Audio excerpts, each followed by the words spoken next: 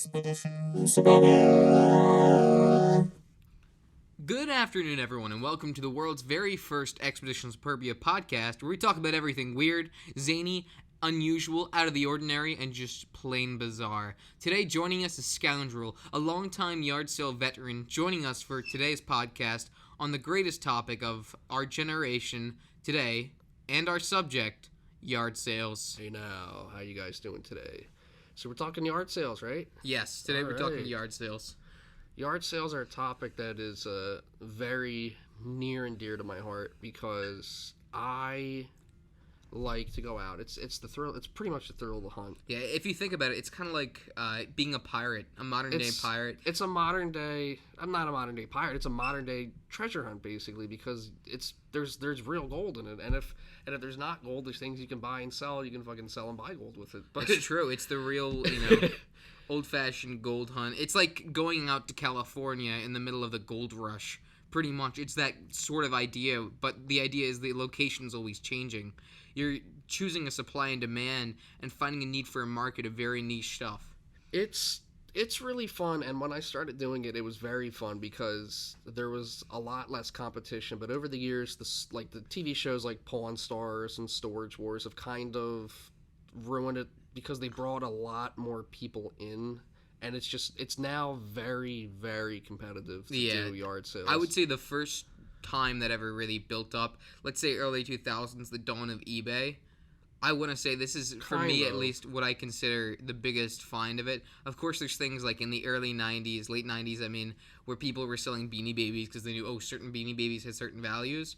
But the real Beanie Babies aren't worth dick. Yeah, I know, not anymore especially.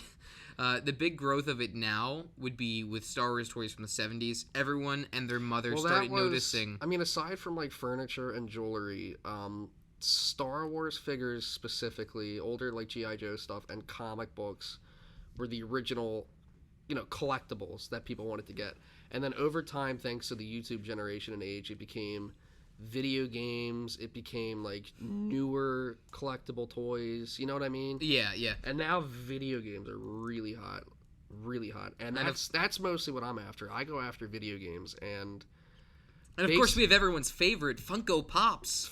Probably the greatest item in the entire universe.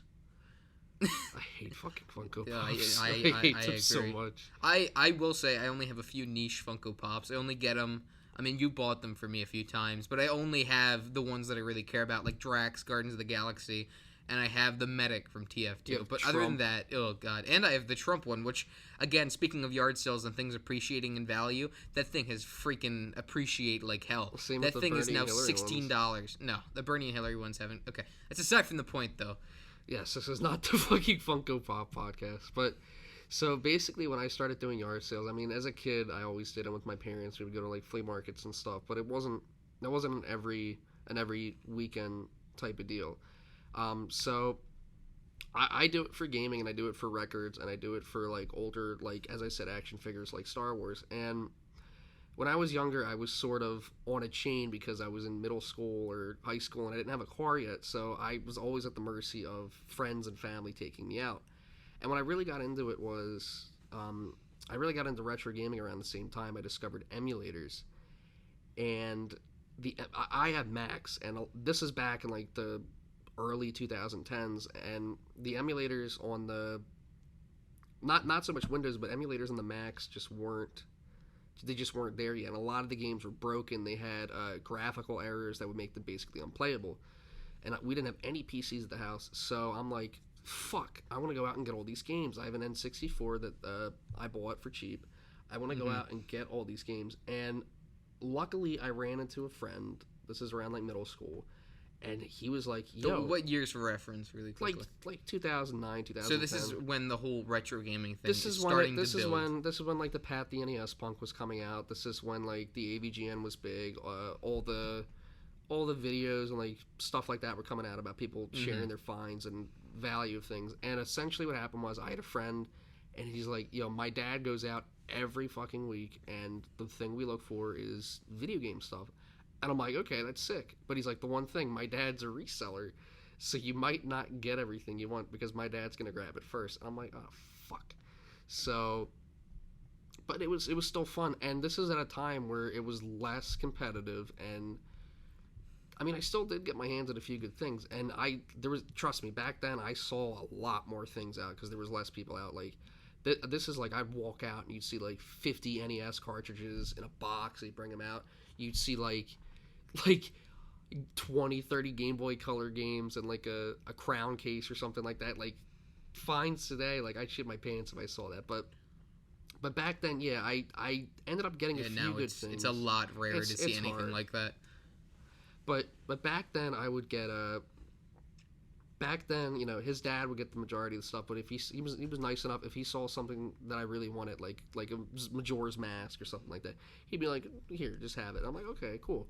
So, but what do you want me to do? You want me to talk about like what it was like back then, or just continue? Just talk about whatever. Just talk. Like. Just shoot the shit. Yeah, But yeah, back then, you know, my friend and I, we would always compete, and like whoever got to the sale first would get it. But it would always ultimately end up going to like his dad. But yeah, speaking of which, he is a recurring character in some of our stories.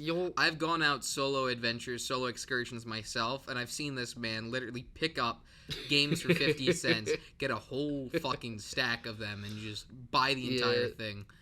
He doesn't know what the game's about, but he knows what it's worth. Which actually gets us to our next little segment we have right here, which, of course, we're going to continue the yard sale stories, but I'd like to talk about a few of the stereotypes that we have. I plan on sharing some of my finds and just some stories, but before you get into all of the adventures, you have to share the adversaries page. Yeah. And the adversaries are the people that'll go out. They range from resellers to like clueless grandmothers buying shit for their kids, and they just make it a pain in the ass to get stuff. But you can go ahead and read all your yard sale stereotypes. So the first one that I currently have here today is the I love yard sales lady. This one to me just resonates a lot because I saw this and this specific lady gave me the strongest douche chills I could ever imagine. I saw an old lady, I think this is towards like a farmhouse sort of yard sale. They were selling some shitty stuff. It was early in the morning though, probably one of the first sales we went to. They had sealed Lego sets that they were obviously selling for retail value. They knew what they were worth. Yeah, they bought it at the Target, which is right next door to the yard sale. No shit. But pretty much, I saw this lady with a cup of, like a mug of coffee, a transportable mug, and she had a shirt that said, "There ain't nothing like a good yard sale and a cup of coffee in the morning." Which you know, kind of like Fight Club, like the first rule of Fight Club is you don't talk about Fight Club. You don't fucking bask in how wonderful yard sales is. That's like saying, "Oh, there's nothing like a good cup of orange juice and taking a shit in the morning." It's literally the same thing. It's a cutthroat world, man. Nowadays, it's rough. And just casually talking like, "Oh, I love yard sales." Just imagine, see, when we go out to yard sales, we wear things. We try to dress. Oh, I dress like shit. Not as trashy as possible. I dress like trash. But yes, I do. We dress to a certain amount of respect where you have to respect the art. Yeah, there is a little bit of art of yard sales. If you obviously dress, you go out there wearing Gucci clothing, having $1,000 wallets or whatever, and having a fucking stack of hundreds, and you're like, "Oh, will you take this for $5? It's $10, and you have a fucking $100 bill. They're obviously gonna say, "No, I'll do $10. Like, no shit. There's certain rules that you follow, and one of those things is you try to dress to the occasion that they'll give you a deal. If you have a shirt that says "There's ain't nothing like a yard sale in the morning," there's no way anyone's gonna give you a deal there. They're just gonna screw you over. No, it's not so much that they're not going to give you a deal. I just got like massive douche chills from it. I don't know why. It was just that shirt. All right, go ahead to the next. The next one I have here is, of course, this isn't just me hating on old people, because that would not make good radio. The boomer. Yeah. The next one I have right here is, well, not just the boomer, but instead the redneck boomer. And this guy, I've had a few of them come over, and you know, some of them are war vets, like Vietnam War vets, which of course respect, but they go for literally anything under the sun. They see the colors black. They see the colors brown. They will buy anything that has to do with hunting, animal. They always are wearing camo. Weaponry, tools, hunting gear, records, and like car anything stuff. Like that. They will listen. You got Pink Floyd. They're buying that shit instantly. If you have a BB gun, they will scoop that thing up. I was selling at a flea market just a couple of weeks ago, and I was selling with someone's dad, and their dad was selling guns and antlers and hunting shit. He sold the entire table, and a whole 3 hours before we even sold our first item. It was insane. Unfortunately, these boomers, they don't even like to negotiate. They just go over and they buy anything that has guns, and they're always dressed in camo. They reek of chewing tobacco and cigarettes. You know what I mean? Well, unfortunately, that's a market that I'm not really into. I mean, I appreciate weaponry and stuff like that. But, but I don't know a huge amount about it. But they're into like antique stuff or like antique war stuff, you know, collectibles, which means like that. They will buy stuff that have no value though. Things that they think it has value to them. Oh yeah, I guess so, yeah. But that is you will see a lot of these people at yard sales. They will not go for your video games. They're more like the passing by pigeons that don't give a shit about all the true gold that we're looking for. Not to say that you look for anything. I'm into like the nerd culture shit.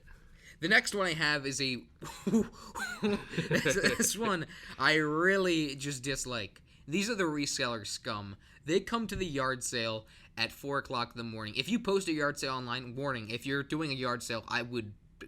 If you advertise video games, they're gonna like basically dox you. Yeah, they'll find a way and they'll call you up. I have heard stories of people because I talk to people. We go pretty early to the yard sales in the morning, maybe like a few minutes before they start. Yeah. These reseller scum people come immediately to the yard sale, roughly around 4 o'clock. In their pickup trucks. For reference, average yard sale time is roughly around 6:30 to 7. No, 7:30. 7, 8. 7 o'clock is usually when they open up, so you should get there around like 6:30 as they're setting up. They get there around like fucking 4 o'clock, 5 o'clock. They will knock on your door asking for your items before you sell them. It is absolutely insane.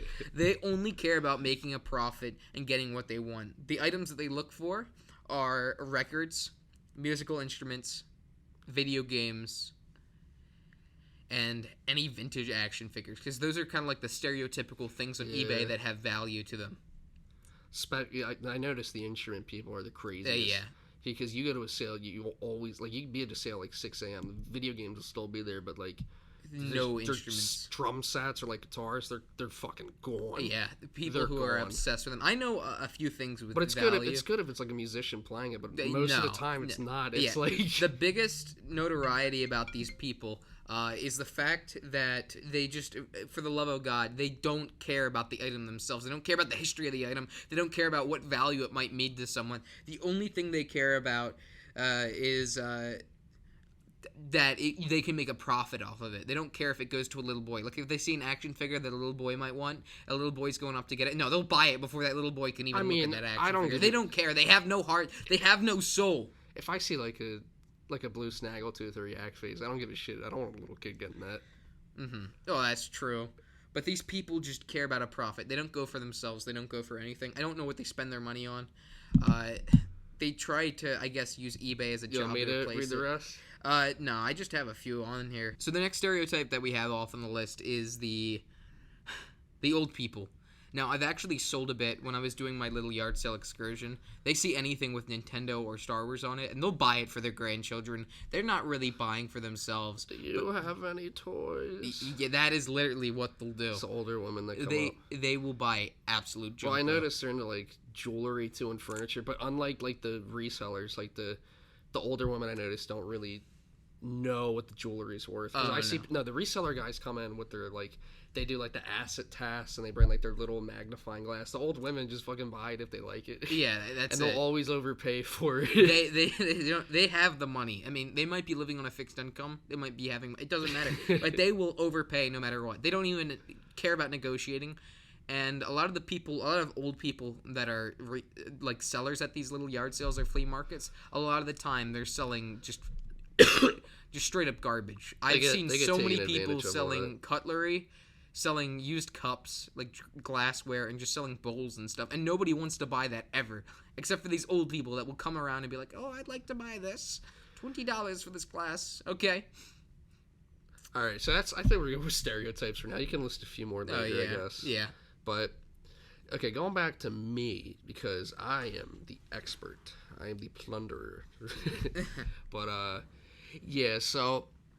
Back then, as I said, I'm going to share a few stories with you guys before I got my car, my license, and everything, before I started going out on my own. So I was at the mercy of my friend's dad, or on the rare occasion my parents would take me out, because my dad did not fucking like doing it at all. No, he hates it. He hates it, yeah. He likes flea markets, but he hates yard sales. Yeah, which I don't know why. I guess maybe flea markets have food. Well, they have food and Given. they have people he laughs at. And so. not to, that is true. And not to cut you off, but when a yard sale has food, it's a good damn yard sale. Yes, it is. Yeah, I went to one just a few weeks ago that was selling hot dogs. I maybe had 3 of those fucking hot dogs. They were incredible. Disgusting. Though. Okay, you were saying though. All right. Before you had a car. Christ, Nick.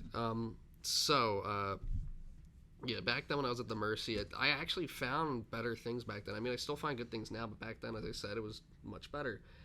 So we would go out. I'll share a few stories. So I remember one day, this is like summer of 2010, one of my first times going out with my friend's parents, and this was like, it was just like a holy day. It was just like a good day. Like the first, and I got none of this shit. I got none of it, but his dad got all of it. I had like no money on me, like $10, because I was a dumbass kid. So we go to the first sale, and I see this guy has a stack of... I ran ahead. They went to the other sales. He actually used me as like a... Like a decoy or a scout? No, as a scout, because I would go to the skills, and he would use me as the scout to go up ahead. So I remember one dude was selling... If you had the money at the time, you should have just bought it. Oh, absolutely. But wait, listen. So he's like... Well, I did have money most of the time. It was just this day I didn't... I would always have like birthday money or something like that. But so I went up, and this one dude, he had like... box GBA, just GBA box GBA games, and it was good stuff. It was like Minish Cap. He had like he had both Four Swords. He had Mario, like all this, not original Game Boy, but Game Boy Advance stuff. And like, still, you don't find that stuff too often. No, not in the box mint. I'm like, how much? And he's like $5 each. I'm like, oh shit, because I'm a big Zelda fan, and like of course I'm like, can you hold it for a sec? My friend's dad's coming, so he came, he got it, and then like few sales later, same day. Probably one of the best sales, like, in terms of items I've seen. It was like, I don't know how to describe it. It was like this huge cul-de-sac. Huge. Instead of, like, how many houses are in a cul-de-sac? Like 6? It was like around 12 houses in this big circle. Jeez. Walk around. It was in a big neighborhood. And so I'm walking around. I had no money on me. And, like, every single house had something, like, of interest. Like, this is when the old lady would take out, like, the crown box filled with, like, Pokemon Crystal, Yellow... all these GBC games, Oracle games. I'm like, oh my god, I had no money. She was asking like 25 cents each. The next sale, dude had like he had like the cassette case for the N64 stuff. He was asking like 50 cents per game or like $10 for like 30 games. I missed out on every single one. Every single one. And let's say you weren't collecting, you were trying to resell. I wasn't trying to resell. I wanted to play the games. Oh yeah, let's say you were trying to resell though. You would have made significant money there. People will pay a lot for video games. They will pay more than it was easier back then, and so this was early times. I mean, I managed to get a few things that slipped under the radar that his dad didn't notice that I would just pocket. I managed to get like a really rare Genesis, not rare but expensive. I got a Contra Hard Corpse. I got a few Majora's Masks. I got a Conquer. I got any time I would see GBA games. Oh yeah. My friend would be like, "Yo, pocket tip, don't let my dad see." A few of those late NES games. I mean, N64 games are pretty valuable too, like Conquer. Listen to this. So this is like 2 years in, and I would always play like my Game Boy in the car as I would go because I was a dork. But two years in, this is like later. This is like towards the end when I stopped going with them when I almost got a car. There was one sale, and I used my deductive skills, my yard sale deductive skills. So one sale, I was out with them, and it was just me. The dad didn't go that day; he was like sick or something. It was me, my friend, and his mom, and we went. And it was this house, and it was full of like developmentally like disabled people. Not trying to be mean, but I asked him. I asked this one kid, the one dude who's in the 30s, and I'm like, "Do you have any video games?" And he goes, "No, we have nothing." He said, and I asked the next person, "No," and then I asked like I guess it was like the mother or the caretaker. I'm like, because I saw like my friend and his mom were about to leave, right? They were about to leave, and I saw a lone Genesis cord on the ground, just on the ground in the garage. You know, you're pretty obsessed at that point where you can identify things by cords. Yeah, I mean, I saw. That's how you know you've seen a lot of stuff. But I saw the cord in the controller. I'm like, okay, what's this? They don't have video games. I'm not biting. So I asked them, the mother, and I'm like, "Do you have video games?" And she's like, "Holy shit, we have like 3 bins full inside." So I call my friend and call his mom. I'm like, "Yo, they're bringing out some shit." They bring out, boom, Genesis collection, boom, SNES games, boom, NES, boom, N64. all in like 3 or 4 bins, Wow. and I'm having a field day. But the thing is, I had like $25 on me. Mm-hmm. This is again one of the days where I didn't have money on me. So we're digging through, and I'm like, how much for everything? She says 50. And my friend's like 20, I'll pay 25, you pay 25. You take the box games you want. Oh, by the way, stuff was in the box, like mint in the box. They saved the boxes. Yeah. Which is always a incredible thing. I've seen you. Remember when that guy just gave you the boxes? When was this? We came to a yard sale. Well, that's another story. We'll talk about that next.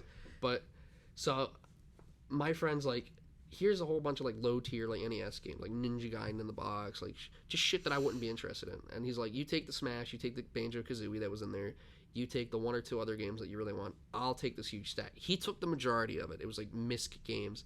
I took the 4 or 5 games I wanted. He got way more than me, which I was fine with. So because yours was more valuable. No, it wasn't more valuable. I just wanted it. He probably had more value to him, but like I just wanted those games. I wasn't going to resell them. I wasn't on eBay at this point. But so we go home, and I'm really happy. I went out first thing I went on Amazon or eBay. I bought the box protectors. I was excited to put them on my shelf, play them. I mean, I already had Banjo-Kazooie, right? Yeah.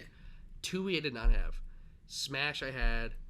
Whatever games. I know there were a few in there that I definitely did not have that I wanted. I didn't see like a Conk or anything like that. But so later that night I get a call. And my friend's like, okay, my dad saw the shit that we got, and he was going through everything individually, and he's like, do you know about the game Stunt Racer? And I'm like, no. And he's like, you don't? And I'm like, no. He's like, in the box is a $900 game. And I'm like, wait, Jesus. What the fuck? And he's like, yeah, it's a $900 game that I got. My dad's pissed that I got it. I'm not giving it to him. I'm like, okay. And he said, and you know why it was so expensive? And he had this fucking thing in the box too. Like, you don't find this in the box because this was a Blockbuster exclusive, one of those games that you could only rent or buy at Block. I guess they sold them towards the end. Those when are they were extremely expensive, extremely rare. And I think there's 3 or 4 of them for the 64. There could be more. There's Indiana Jones and the Infernal Machine. There's the one that everyone knows, Clay Fighter Sculptor's Cut, which is the rarest. Yeah, NES, N64 games. N64. There's, I'm trying to think. There's Stunt Racer 64, and there's one other one that I forget about. But he's like, yeah. And Stunt out of like the 4 or 5 of them, Stunt Racer is definitely the most niche game. Like, you ask, only like the hardest core N64 collectors know what it is. So I'm like, fuck, I could have had that. Oh yeah. And he still has it at his house. He's not given to his dad, or no, he didn't give it to his dad. He's doing nothing with it. I think it's shot up in value. It's like $1,500 now. In the condition it's in, he could probably get like 13, 14. Well, you're hearing it here first. You're definitely hearing it here first. Do not invest your money in stocks. Do not put in a CD. Do not put it in a savings account or a money market. Invest in video What you games. want to do, buy N64 games. That is where the money is. Buy Blockbuster games. Exactly. If you know what's funny though? Blockbuster. Do you want to know something funny though? Years later, at a convention, I actually found a card only of it for like $2. The guy he was caught slipping, and I tried flipping it, and I flipped it for like $20 or something like that. Now that's worth like $200, the card alone. Because back then people didn't know what the fuck it was. Now people know what the stuff is because now it's more out there. Speaking of things that have value that don't seem to have a lot of value, I'm gonna talk about the time that we went to that yard sale. And you can add on a little bit too. What yard sale? Remember, it was roughly last year, I think the beginning of the summer. We went down to this yard sale. So we're skipping ahead a few years. Yeah, this is quite a few years. We have our own car, and we're able to go to as many yard sales as we want. But we go to this one towards the end of one of our yard sale excursions. We didn't find too much good that day. Was I with you? Yeah, you were. We found a nice bow and arrow set that day, which I got. That was one of the last ones we went to. But we went to this yard sale that was supposed to open at like 8. Yeah, it was like 2 minutes from our house. Yeah, and it was in a slightly more spacious neighborhood. And the guy had it was like very quiet. Well, the guy had all these boxes laid out. Yeah, we went around. We were digging through. We saw old pictures of like graduation. I didn't want to dig through yearbooks. But like he had like all his like son's graduation yearbooks. So we went up, and this is something that resellers would do, but we decided to do. Just because we didn't see any, we saw everything out. We were just curious because this guy could have obviously gotten everything stolen. We dug in one bin, and what do we find? We find boxed 64 games, And I saw something that really caught my eye because I'm a huge fan of this game. The big-ass box, Star Fox 64. The big one, like the thick one. Yeah. That came with the Rumble Pack. Mint condition. Mint fucking condition. But the game wasn't in there. So basically, it was like all these 64 games except Star Fox. He had a few other like NES games in there. There probably was more inside. He just didn't bring them out. So we're looking through it. I'm like, fuck, where is this guy? So we're waiting for 10 minutes. And I'm just like, dude, I'm going to bail. I don't want to, we're not going to take this stuff. So we bail. I go back 10 minutes later. I remember being so confused, especially because that neighborhood is so quiet. There's nobody ever doing anything. You never see anyone outside mowing their lawn.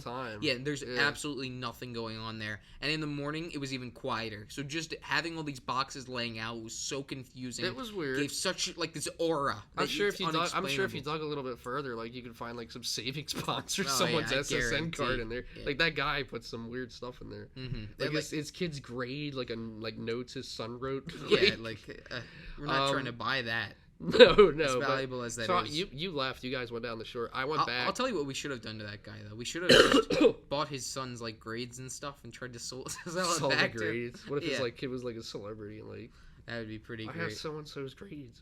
But so you left. You guys went out somewhere. I went back, and the guy's like, I went out to go get this yard sale sign. We went to go to like Home Depot to get like a stick or something to put it in the ground, right? Stupid. So I'm like, okay. So he's like, I'll tell you what. You go down the street, you put the stick in for me, and I'll give you all the stuff. I'll give you like my Wii and all this shit. I'm like, okay. So he just gave me everything for free, as long as I put the stick down. So that was it. I got free box, 64 games, free NES games. I think you didn't put the stick down. I didn't. I didn't. So he went to this yard sale. There's nothing there. Guy comes out. I did put on his lawn though. Okay, that's good. Later but on, you didn't in the care day. about the rest of them. No. You scammed him as a free Wii and a few N64 boxes, which I might add. Boxes themselves can be worth significantly more than you would. They were in very, very good condition. Do you want to know what games they were? It was Star Fox, which was missing the game. It was Turok 1, Turok 2, whatever. It was Wave Race 64, and it was Star Fox. Right? No, two other like niche games that were like fun, but I forget. I mean, it still doesn't matter what the games are. It's just what's funny themselves. The sale before that we went to, I think it was the same day. Yeah. It was like the dude was selling. This was the sale before that. I'm pretty sure it was the same day last summer. The dude was selling like Star Wars figures.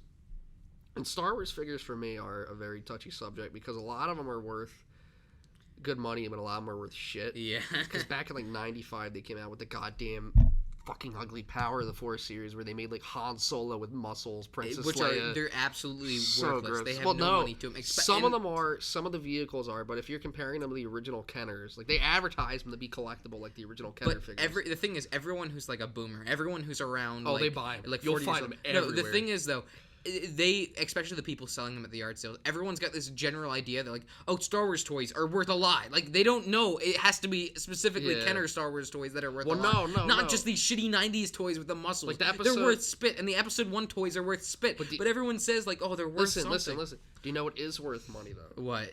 The 30th anniversary figures that came out in 2007, and like the anniversary figures that came out. Not like the episode 1, 2, or 3 toys. Aside from a few very minor exceptions, some of the Power of the Force vehicles are worth money in the box. But aside from that, like you can have those figures sealed; they're not worth more than like $70. Yeah. So we went to the sale, and he had a mixture of Power of the Force alongside some of the anniversary stuff. And I'm looking through, and I saw some really rare anniversary figures. I don't know too much about them. The Kenner stuff I know fucking everything about, but these anniversary figures I didn't know much about. Aside from, I'm like, they're cool looking, and I want them. He had like the Force Unleashed figures, and you could tell he bought for the kids because they were loose. Yeah. He had the Force Unleashed figures, which are worth a lot. He had like Darth Revan in there. He had a few really good ones. Yeah. And he had some vehicles in there. And I said, but he didn't care. He had all his other toys on the table. He didn't really care. He knew what the Kenner stuff was worth. But I'm like, how much for the bin? I'll give you whatever for the bin and everything in it. It's like $35 for everything. I'm like, $30, fine. $30. We load like 2 bins in my car. He did have sealed figures on the table. Yeah. He was trying to sell the Power of the Force toys for like $30 each. Not too. $30. Well, like still, like 15, 10. Yeah, you know? for 2 of those, you got the entire bin, which had like 100 figures. It had like way $400 or $500 in it. But I'm in there and I'm like, oh fuck. We went home and there were a few Kenner figures in there. Mm-hmm. Now, the thing about Kenner figures is a lot of people don't collect Return of the Jedi stuff because it's not. This is when Star Wars started to become way too commercialized. They were releasing figures for all the fucking Ewoks, like Lagra or whatever. But I noticed some 3 valuable figures. It was I'm gonna tell you guys, it was the Blue Alien in Jabba's Palace, Max Rebo Band, and their kids or whatever left all 3 of those figures in there. I'm like, shit, that's like a $60, $70 set mint. So I don't really collect them, you know. So I flipped them, and the rest of the stuff I still have, like all those Power of the Force figures I went through, and I just matched. It was fun matching like the weapon with the figures. You know, I still have a lot of money. And this isn't to alienate anyone who doesn't, you know, not a huge Star Wars fan who's listening, but the thing is, back then with Star Wars, like George Lucas was a genius when he would create his universes. He's not a filmmaker; he's a marketer. And back then, there was all these species. Now with Star Wars, there's a whole mythos to everything. But the figures, the figures that are valuable from the 70s, the ones that people tend to gloss over, they're like, oh, I got a rare Darth Vader. No, there's no such thing as that. The rare ones are the characters that are in the background of shots that they didn't give proper names to. You're wrong, because there's some variants of figures that are rare. Still though. So like one of the most valuable that we just got the other day. Well, listen, I'll is a blue Snaggletooth. They didn't care. Okay, let me just get this out of the way though. They didn't care about other characters that nobody bought, but they still made toys of anyway because they still had them. They all had weird ass names. Like one guy is literally called Yak Face because he looks like a yak. That's not even their race. Like I know. Yeah, like I'm Yak Man. I'm a Star Wars story. Like that's like vampire dude. Oh yeah, this so guy's got fangs. He's so in the cantina, there's a guy. He's the guy, the long neck guy with the stretched out eyes. It looks like Sid the Sloth, and they call his race. He's called an Ithorian. But back in the 70s, they didn't give a fuck. They're like, let's call him Hammerhead. He looks like a hammerhead. Shark. Yeah. So they had to add like the races. Well, this and the doesn't even count for a yard sale. You know, my neighbor was throwing out a bunch of shit on the curb. My neighbor of my family, I was over a family member's house, and I'm looking through with my cousin, and he's like, yeah, they throw out all this shit, and we see like literally we just see a vintage Kenner set, loaded with figures, just loaded.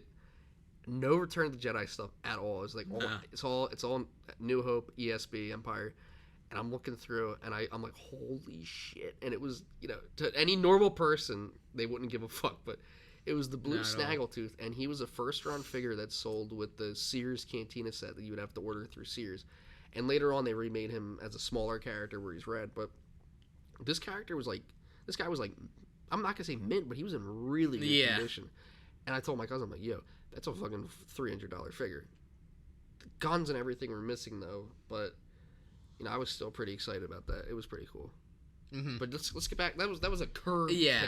Going back to yard sales, I mean, I have found a few Star Wars things over the years. The best I ever found, I mean, that one guy's was pretty good, but this was back when I was in middle school. We went to a yard sale in like the secluded area. And let me say this, off-road yard sales, secluded areas are always the best because people will always hit up like the city section of your town. So we always go to like the back road houses. And dude brings out one of them was sealed. And I wish he had more. I asked him if he had more. He's like, no. Imperial shuttle, boxed. The big ship. Fucking mint. And then he had the B-Wing sealed from Return of the Jedi. And I think I sold them to some like guy on Craigslist, but the value with them is just insane. Such good condition. Now, me personally, some of the best finds that I've gotten, I don't have nearly as many yard sale stories. The 50 aquariums. Yeah. Oh shit. Well, I do buy a lot of stuff personally. I buy a lot of vintage cameras. I'm more of an antique type of guy. But the best thing I think I ever bought. Chills. Yeah. Oh god. The best thing that I think I've ever bought was I saw this set. They were selling it for like $30. Of just archery equipment. I've done archery maybe once in like gym class, but I got this whole set maybe worth over $100. They were selling it. It came with a compound bow, which is like the really high powered bow and arrow set. Came with a bunch of like practice arrows, and it came with regular bow and arrow and shit, and I just bargained down with the guy, and for $15 I literally got hours of entertainment and learned a new skill from finding this archery set that was just in perfect condition. Yeah. That to me, like, it's something stupid, That's but like it's something that I really enjoy. You like the duck whistle too. Oh yeah, I also the duck whistle. Do you still have that? You yes, I do. I have a 10 goddamn minutes. I have a duck whistle. It can call ducks. I learned how to use that. Hunters. I'm not going hunting anytime soon though, so it's kind of worthless to me. How about we talk about our favorite finds ever? Like not the most valuable, but not the best, but just your favorite, something awesome. I mean, my favorite, as I said, like I like that 64 find was really awesome. Oh yeah. But something where I saw it and like I'm like, fuck, I have to buy this. Favorite finds? You go. Well, I was at a yard sale the other day, and again, I'm a big vintage camera collector. Favorite finds? Favorite find? Well, no, I just okay. Go ahead. That is a favorite. Go ahead. I have a camera out there where you can repurpose old lenses to use a Sony A6000, and I was using that, and I found a whole bunch of vintage lenses, and this guy was selling them. He said $5 for the whole bag, so I took it, and now I have all these high quality vintage lenses that I use in my own camera, even though they're old and manual. It's just something personally that I enjoy. That's one of my favorites. All right, but so your favorite find's an old camera. But it doesn't have to be like a favorite find. Doesn't have to be things you bought though. So one of my personal favorite finds that I actually saw yesterday when we went out to yard sales was this guy. I don't know what this lady was selling it for, but she had a giant frame that her son made of dip cans. Oh my god! Hundreds of dip cans. They took okay, so we were sort of like the redneck part of town because we live in an area where if you drive like 10 minutes east or west, you're gonna go to bumfuck town. Yeah, like farms and everything. So yeah, we drive through. And we look at this one sale, and it's this like 24 by 36 like table, and she's like, yeah, my son's got all their dip cans, and I put them in this table. They're so proud of it. She had a bunch of like you could tell they went out. They got like a piece of glass. Like, oh yeah, made it nicely framed. And all that. Like you know how people do the beer can type of thing. Yeah. Oh my god, we gotta put a picture of that up there. The thing is with beer cans, that like there's funny. different varieties and flavors and like rare variants of beer cans. With skull cans, it's literally just this is mint, this is tobacco flavor, this is blueberry. Like mint, this is mint in a bag. We could do a whole episode on dip if we really are on it too. It is just I don't when I think dip, I think of the old fashioned like the baseball players and they're chewing. And I think of them without the jaws, like instant jaw cancer right there. Is it like why is it even mint flavor? That's disgusting. Tobacco mint, it doesn't go. Okay, that's just my take on it. I used to dip. I can't stand I don't like it. Dip. You should try it at least. And I'm not doing dip. I like my lower jaw. Believe it or not, I like eating popcorn. My friend did a thing. What's the thing in your mouth called? Like the little. I don't know. It's the string that connects your divider. tongue. I don't know. I should know this, but my friend's like, yeah. I burned mine off. Yeah, because he used to dip all the time. So there's a line from your. Let's get back to yards. Okay. No dip. That'll be a separate cast. Okay. We'll do the dip cast. My favorite find.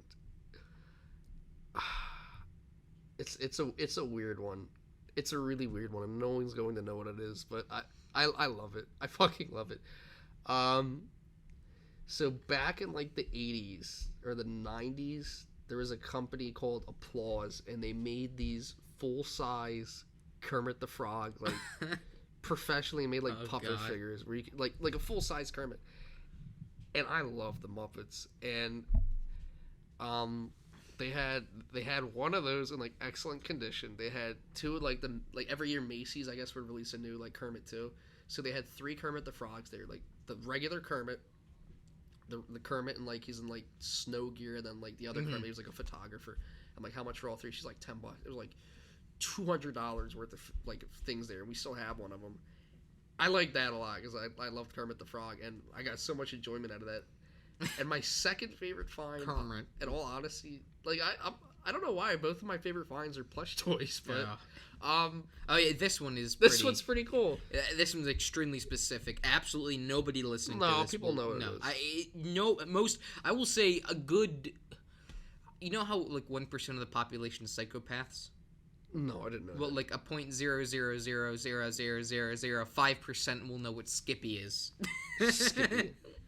So there's more psychopaths back like than the people late who wear 90s. Skippy. Back in like the late 90s, there was a thing down at Disney World in Tomorrowland, the Magic Kingdom, and it was like heralded by George Lucas, and it was like an original attraction from the ground up. Like, I love it. Like, we gotta do Disney Cast too. Oh yeah, we'll do that. So it was an original attraction that was made, and it was, I don't know what the hell it was doing in the Magic Kingdom, Disney World, let alone the Magic Kingdom.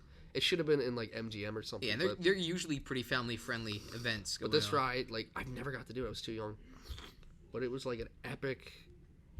It was a ride where they would strap you in a room, and he would strap you. There'd be this fucking alien in the middle, and he would break out, and you'd be in pitch darkness, and you'd feel him like climbing on your body and like drooling on you. It was the darkest ass ride. Yeah, obviously, but kids. It didn't go well with kids. Well, they closed it eventually. It lasted a long time, but even more specific.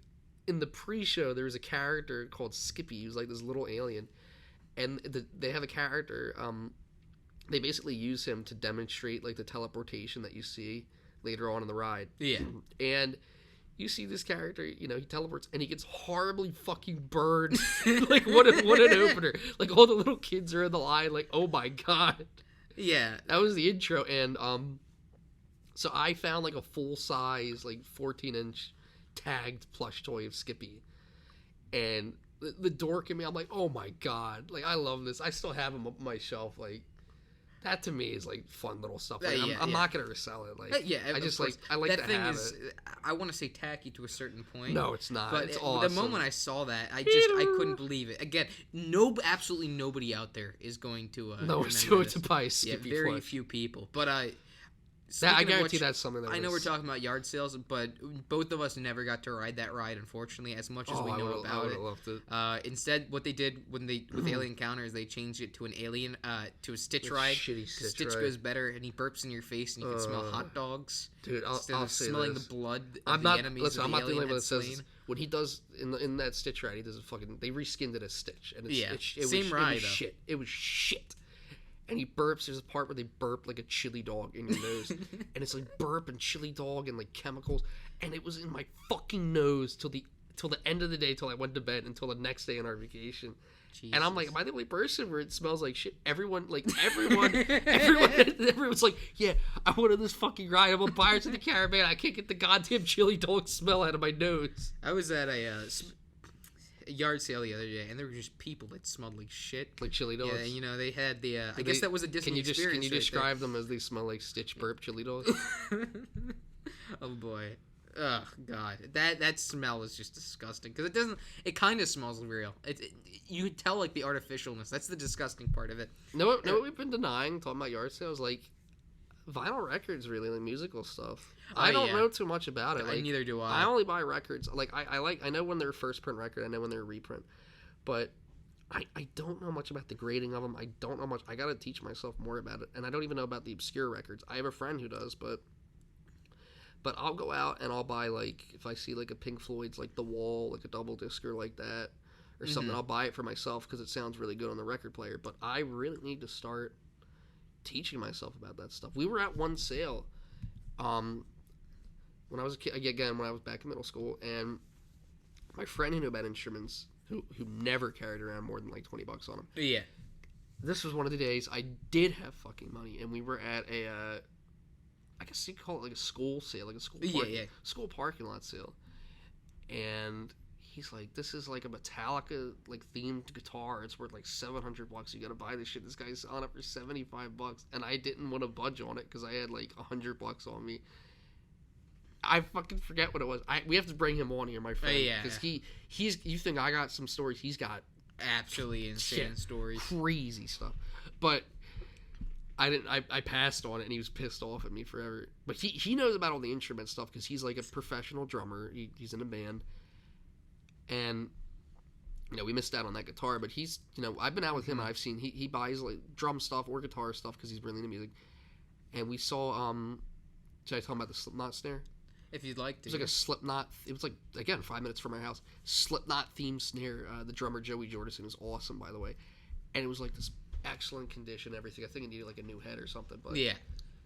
It was like limited number. It was like $200 collectible thing. But yeah, we have to bring him on and talk about the instrument. Oh, yeah, that would be he knows. I know he knows a lot all about the guitar specifically. I don't know a lot about instruments. Well, I know about the drums, but I don't ever see drum stuff going out. He does. Again, these people that resell, they get those instruments as soon as possible. I know dick about guitars. Yeah. Anyway, though, as our podcast is coming to a quick disclosure, we're gonna do another one. We'd like to talk really quickly, though, about probably the stereotype that, excuse my language, completely grinds my gears. Oh, this no. this Are we going Soyland? unique individual is the soy boy. Now, you've been talked about it. Now, we're not talking soy boy specifically in like the political sense, as in someone who's very weak, isn't very able to get women. Yes, we are. Yeah, we are. We're talking about Yes, people we are. specifically that will go out there to collect pop vinyls, and get Nintendo Labos. Now, these people will buy absolutely... Play Labo and drink soy, you shit. If you've ever seen... If you're listening right now and you don't know what a soy boy is, please Google soy face right now. It's these people... The theory behind it is if you drink enough soy, it puts estrogen in your body. It makes men bald earlier. It makes your face go uncharacteristically large when you're doing smiles. Like, you think about it, there's a guy out there that I saw the other week where he literally cried at episode 9 of Star Wars, the trailer. He's like, my wife is out getting a massage and shopping. I have a cold. And this guy is literally like, like he's crying over at Star Wars. It's a movie! It's a fucking movie! Don't cry! It's like the girl jumps over the TIE fighter and he tears off. He's like, ah. Anyway, though, these people, it takes fanboy to another level. They will buy anything with Nintendo, with Zelda, with Banjo-Kazooie, with anything Nintendo on it. They will purchase it. They will overpay. Dude, they don't care. Like, they need it. I thought it was a lie. I swear to God, I thought it was a lie. And there's this guy I've seen out at sales recently, this year specifically. And he fits that stereotype, the beardo, the wears graphic tees. And we go to a sale. And it's like one of the last sales of the day. They always have the nerd glasses. Well, wait, listen. Not the judge. I know. But yes. He comes out, and he's carrying, like, he already got, like, the Game Boy stuff. I'm like, fuck. He comes up with, like, a Game Boy carrying case. And there's a box out there, like, right in the center. It has a boxed Wii and a boxed Xbox Elite. And the woman asks, load it with controllers and stuff. Load it with games. And the woman asks... $5 each, and me, I've sat back. I'm like, okay, let him go. He got there first. He gets the stuff first. He's gonna take the Xbox and the Wii. He only fucking took the Wii. He only took the Wii. Like, these people are gamers, but they only play games made for 2-year-olds. The Xbox Elite is worth more, right? Yeah. You'd buy that for $5, but it's like the Nintendo, and I'm like. He grabbed the Nintendo stuff, and it's then so bizarre. Well, guess what though? Like, he left, and the woman's like, he left this game. So I mean, she's like, you can have the game. Again, that's not to say, liking Nintendo is completely normal. It's fine. Plenty of people out there. There's a huge Smash community out there. Plenty of people love playing the little Mario games. They appeal to all ages. But if you specifically, you're gonna buy a Switch. Let's say these are the type of people who pre-ordered the Switch, despite there being no games announced for it that they liked. I think they announced like Breath of the Wild. Yeah, but they bought it, and they knew that it was going to be Smash. 1-2 Switch. But they bought every Nintendo console. They bought the Wii U, despite there being here's the thing. We do make fun of these people. They buy the Nintendo Labo despite it being cardboard garbage, and they're being like 40 years old. Here's the deal, though. I would rather have... And if I miss out on a game by like a few seconds, I see someone getting it. I would rather have it go to someone like this, who I know is pretty much a gamer, than a fucking fat 40-year-old or 50-year-old dude in a pickup truck just buying it for the value. Because I like seeing people play. See, that's games. where we can disagree there. Because I'd rather have that fat reseller have it. I'd rather have it for myself. I'd rather have it for myself. I'd rather play the game myself.